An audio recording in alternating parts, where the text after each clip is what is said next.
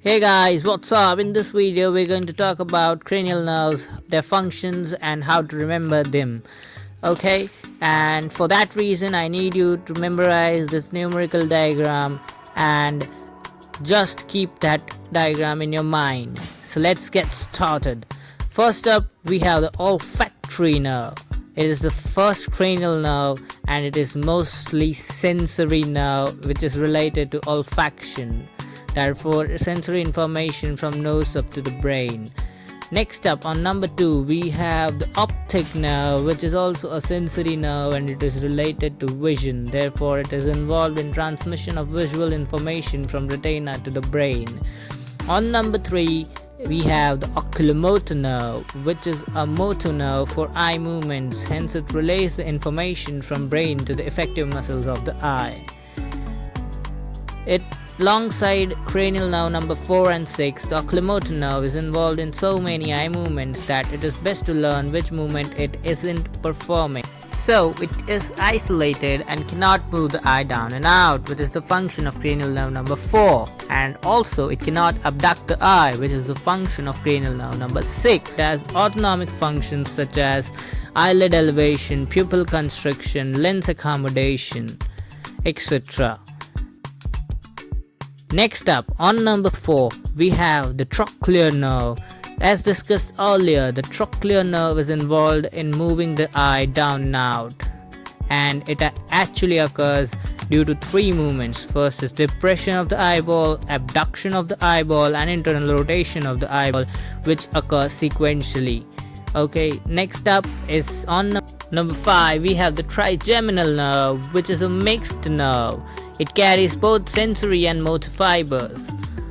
It has 3 branches: ophthalmic, mandibular, and the maxillary branch. It supplies the anterior 2/3 of the tongue on the sensory pathway, together aids in superficial and deep sensations. It also has motor functions which help in chewing and biting.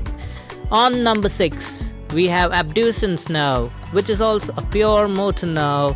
As discussed earlier, it abducts the eye. It moves the eyeball laterally. On number 7, we have the facial nerve.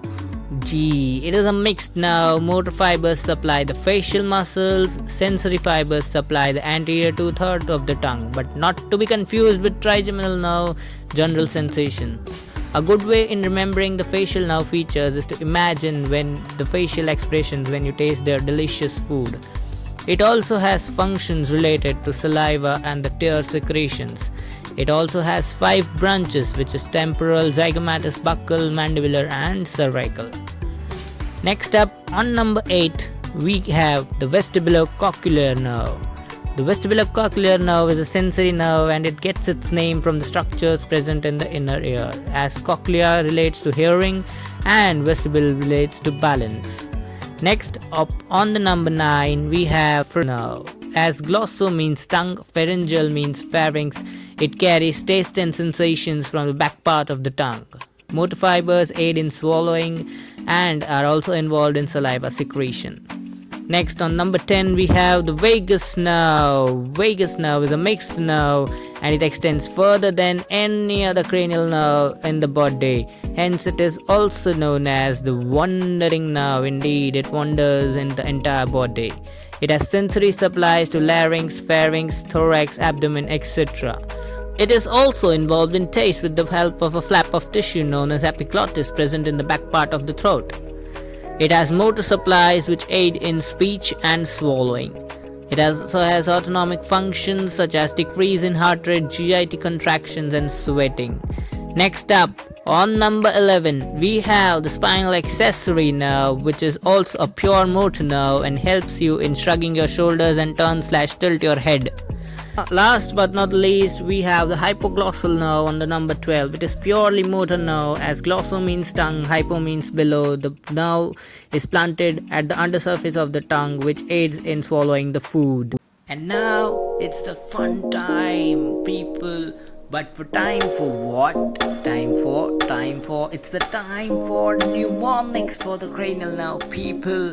Today I'm going this video, I'm going to give you 2 cranial nerve mnemonics. One to remember the types of cranial nerve and second to remember the sequence of the cranial nerves. So here it goes, get ready, tie your seat belts, and here is the first mnemonic. Some say money matters, but my brother says big brain matters the most. S stands for sensory, M for motor, and B for both. So here it goes. First up we have the olfactory nerve, SOM, which stands for sensory. Optic nerve says it's a sensory again. Third comes the oculomotor nerve, money oriented, a motor nerve. Fourth is the trochlear nerve, which matters again, motor nerve. Trigeminal nerve, but so both, it's a mixed nerve. Abducent nerve, my motor nerve again. Facial nerve in the 7th ranking, bro, it's a mixed nerve. Vestibulocochlear nerve says it's a sensory nerve. Glossopharyngeal nerve is a huge big nerve, which is a mixed nerve again. 10th is the vagus nerve, brainy guy, mixed nerve again. Spinal accessory nerve matters the most. And last but not the least, we have the hypoglossal nerve, which is a motor nerve. So in this manner you can remember the types of cranial nerves, people. And now it's the time for remembering the sequence. The mnemonic stands to touch and feel. Very good velvet is so heavenly, guys. So here it goes. O for olfactory, O for optic, O for oculomotor, T for trochlear, T for trigeminal. So here we have triple O double T, or T O cube T square, we can remember. Next comes AF, not as fucked, it's abducent facial, then vestibular, glossopharyngeal, and vagus nerve. Last 2 nerves we have spinal accessory nerve and a hypoglossal nerve. So that's it from today's video. Hope you liked it. If you liked the video, then don't forget to hit the thumbs up and push that subscribe button on your screen right now.